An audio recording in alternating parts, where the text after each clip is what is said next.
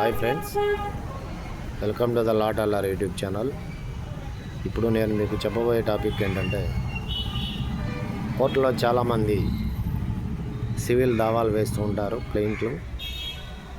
ఆ సివిల్ దావాలు ఎప్పుడైనా కానీ విత్డ్రా చేసుకోవచ్చా అనే అంశం మీద మీకు ఇప్పుడు నేను ఈ వీడియో చేస్తున్నాను.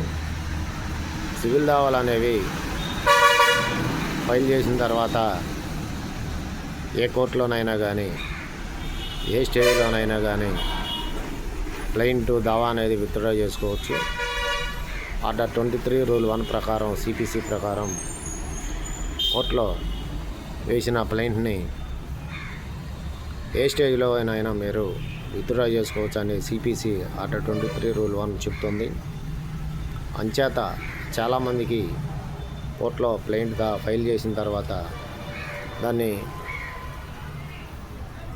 ఎలా ముగించాలి, లేదంటే మధ్యలోనే ఆ దావాని విత్డ్రా చేసుకోవాలన్నా నాట్ చెప్పాలన్నా అదొక పెద్ద సమస్యగా ఉంటుంది. దాని గురించి పెద్ద తెలియక ఇబ్బందులు పడుతూ ఉంటారు. ఏ కోర్టులోనైనా సరే సివిల్ దావా ఫైల్ చేసినప్పుడు ఆర్డర్ 23 రూల్ 1 ప్రకారం మనం దావాని విత్డ్రా చేసుకోవచ్చు. అవకాశం అనేది కోర్టు సిపిసి కల్పించింది friends. So please subscribe my channel. నా వీడియోలు పూర్తిగా చూసి షేర్ చేసి ఏమైనా డౌట్స్ ఉంటే కామెంట్స్ రూపంలో తెలియపరచగలరు. మరో వీడియోతో మళ్ళీ కలుస్తాం ఫ్రెండ్. Until then bye.